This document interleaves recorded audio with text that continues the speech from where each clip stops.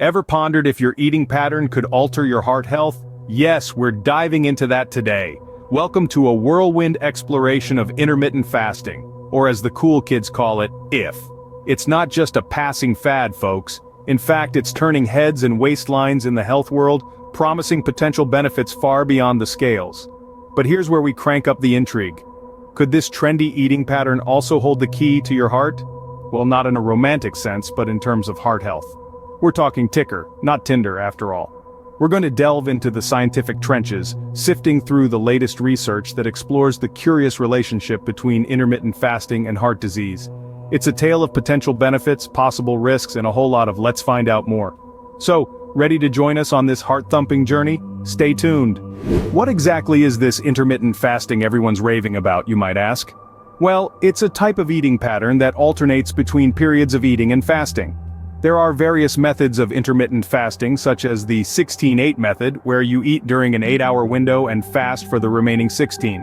Another popular method is the 5-2, where you eat normally for 5 days a week and restrict your calorie intake on the other 2. But here's where it gets interesting.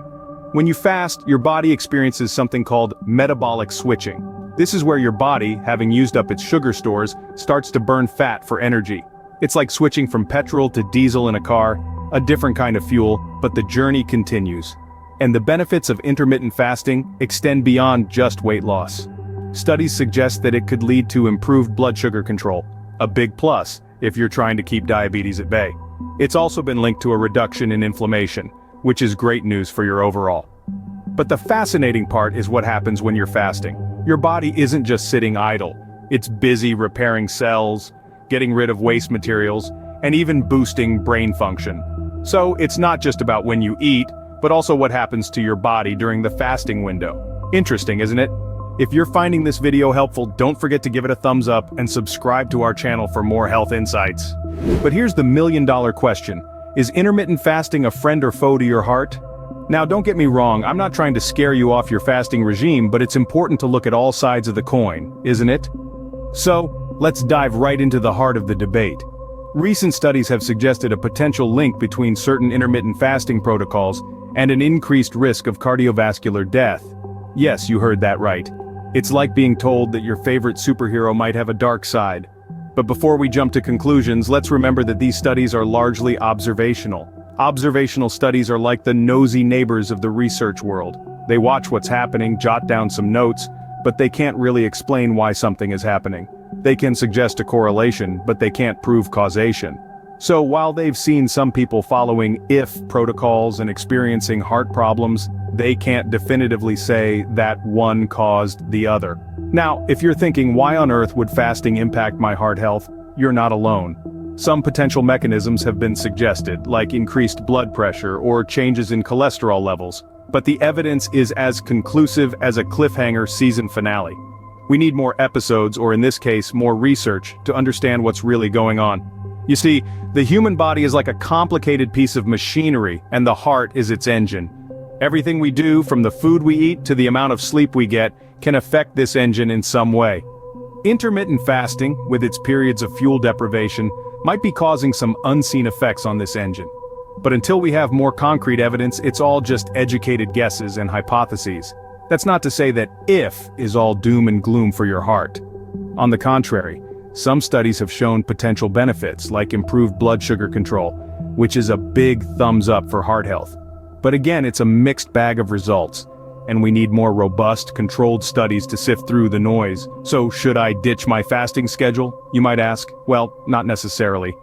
Remember, nutritional science is a vast, complex field, and what works for one person might not work for another. It's like finding the perfect pair of jeans. It's all about the right fit for your body. So, while IF might be the latest health trend, remember, it's not one size fits all, especially when it comes to your heart.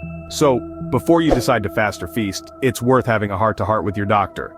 After all, when it comes to your health, you want to be sure you're playing your cards right. Before you jump on the IF bandwagon, let's talk about who should, and maybe who shouldn't. It's like deciding to run a marathon without a proper warm-up.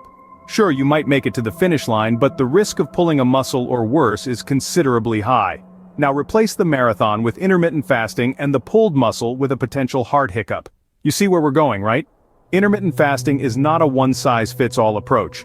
Especially for those with pre-existing heart conditions, it's vital to consult a healthcare professional before you start fasting intermittently. Your heart is like that rare limited edition comic book. It needs special care and handling. You see, while some studies suggest that intermittent fasting might have potential benefits for heart health, particularly in individuals with pre-diabetes, it's not a universal rule. The potential benefits might vary from person to person depending on various factors like genetics, lifestyle, and overall health. Think of it like this. You wouldn't put diesel in a petrol car, would you? The same logic applies to your body. You need to feed it the right fuel, and that fuel differs for everyone. Now, for those of you already feeling disheartened, thinking, well, if is not for me, don't fret. There are alternative healthy eating patterns that you can adopt. The Mediterranean diet, for instance, is like a heart's best friend. It's rich in fruits, vegetables, whole grains, and healthy fats, and has been linked to a lower risk of heart disease. Then there's the DASH diet, or dietary approaches to stop hypertension.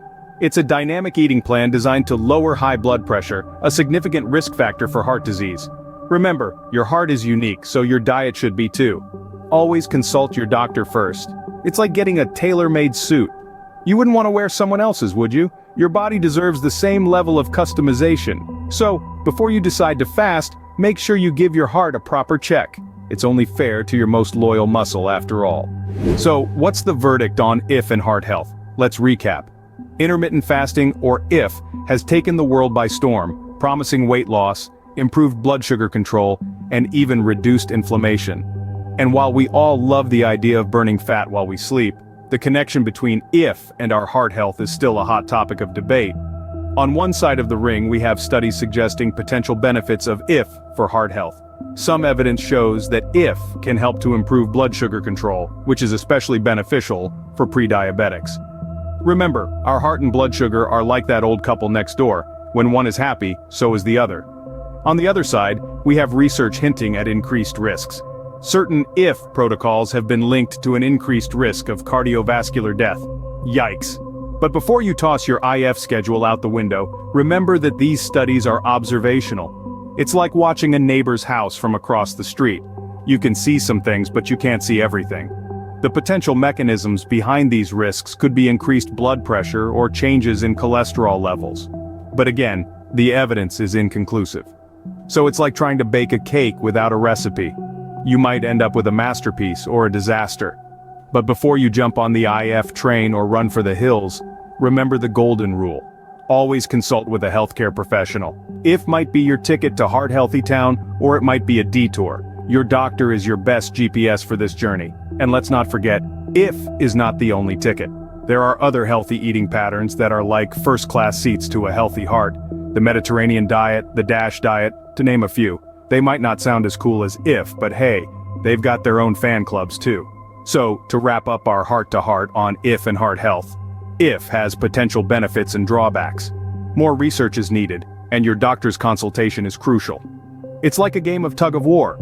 You need to find the right balance before you decide to pull or let go. And finally, remember that a heart-healthy lifestyle is not just about what and when you eat.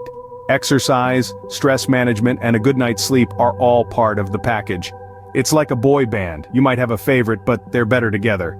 So, folks, the key takeaway? Listen to your heart and your doctor before you decide to fast or feast. If you enjoyed this heart-thumping guide, don't forget to hit that like button and subscribe to our channel for more health insights. Stay heart healthy, folks.